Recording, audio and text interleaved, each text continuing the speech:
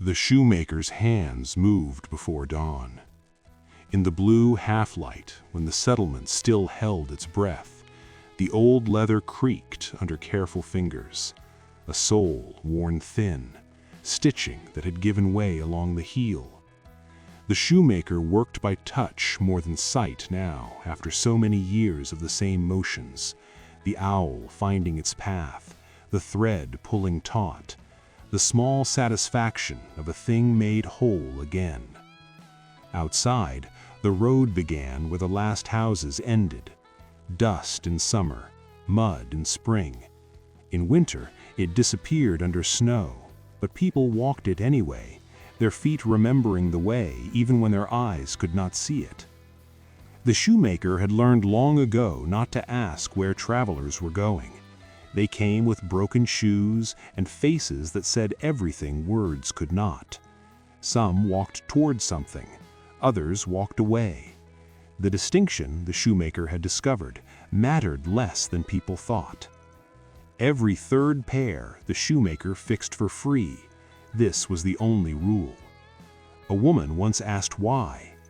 The shoemaker had looked up from the work, needle paused mid-stitch, and said nothing.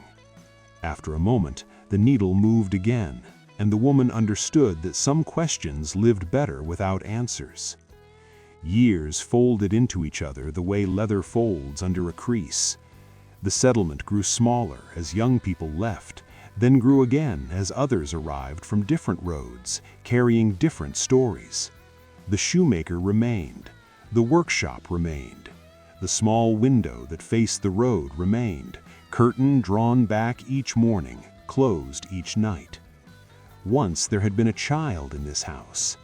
The shoemaker did not speak of it, but the neighbors remembered.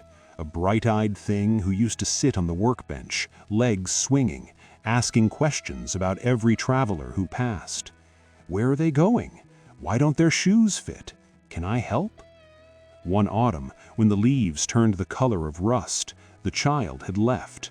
Not in anger, not in sorrow, just left, the way young people do when the road calls louder than the voices asking them to stay.